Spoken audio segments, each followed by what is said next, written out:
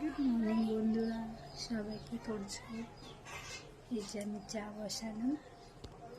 তোমরা যদি চা খাবে তাহলে চলে এসো আমার বাড়িতে। হাই, হ্যালো এভরিওয়ান, সবাই কেমন আছো? আশা করি ভালোই আছো। এই যে আমার ডেলিকার রুটিন, রান্নাবান্না, ঘর গুছানো, ঘর পরিষ্কার করা। আমি গুছাতে থাকবো আর আমার পরই নোংরা করতেই থাকবে। এটাই আমার সারাদিনের কাজ। রান্না করো, কাজ করো, খাওয়া দাও, আবার রান্না বান্না। সবারই তো একই হয় না, সব হাউস ওয়াইফদের তো লাইফটাই এরকম। এটাতে আর কি বলার আছে, তোমাদের সাথে শেয়ার করলাম। এটা আমার ডেলিকার রুটিন। আমি একদম চাই কি আমার বিছানাটা একদম টান টান থাকবে, চাদরটা একদম টান টান থাকবে, যেন আমার মেয়ে যতবার উঠে আমি অতবার বিছানার চাদর টান টান করি। আমার কেন জানি ভালোই লাগে না। আমার সব টিপটাপ দরকার, যে আমার এরকমই দরকার। এখন মেয়ে নেই, মেয়ে বাইরে খেলছিল, ওকে আমি বললাম যাও মা বাইরে গিয়ে খেলো।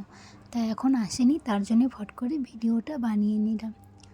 তাই তোমাদের সাথে একটু শেয়ার করছি। দেখো আমি কিভাবে ঘর পরিষ্কার করি।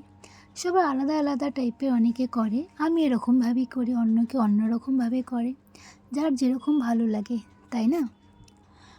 আজকে ব্লগটা কেমন লাগছে প্লিজ একটু বলো। এই যে এটা তো আমি ডেইলি মুছবো। এত নোংরা পড়ে, এত ধুলো হয় বেডের, মানে ভাবছি কি কেন নিলাম এরকম টাইপের বেডটা। খুব ধুলো, আর আমার ধুলো না একদমই ভালো লাগে না। মানে কেমন জানি লাগে আমার ধুলোতে, পুরো ধুলোগুলো বসে গেছে। তাই এটা আমি ডেইলি মুছি, ডেইলি। আমার বর বলে তোমাকে কি ডেইলি মুছতে হয়? আমি বলি হ্যাঁ, আমাকে ডেইলি মুছতে হয়, আমার না মুছলে ভালো লাগে না। এই যে একটু আমি কাজের ফাঁকে একটু খেলেও নিলাম। বলছি কি আর ভালো লাগছে না আমার কাজ করতে। কেন করলাম আমি বিয়ে? এই যে এটা আমি আমার বরকে গিফট করেছিলাম, হিরো হিরোইন। এটা সবসময় ওখানেই থাকে। এই যে ব্ল্যাঙ্কেটটা এখন, এটা তো আমার আরও বেশি বিরক্ত লাগে যে ঠান্ডার দিন আসলে এত কিছু ভাঁজ করতে হয়। ব্ল্যাঙ্কেট ভাঁজ করো, এইটা ভাঁজ করো, কত কিছু করতে হয় বলো। এই যে এখন ভাঁজ করে নিচ্ছি আমি। এত ভারী না ব্ল্যাঙ্কেটটা, আমার খুব মানে অসহ্য লাগে এটা ভাঁজ করতে। একটু বরকে বলছিলাম ভাঁজ করে দাও তো, ও বললো আমি পারবো না। মানে কী করবো, আমাকে ভাঁজ করতে হবে।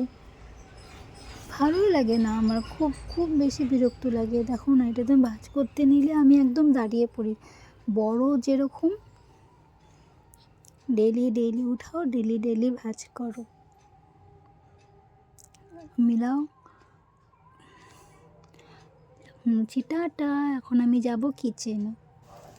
এই যে কিচেনে আসলাম, মাটন আজকে রান্না করব বলে পেঁয়াজ কাটছিলাম।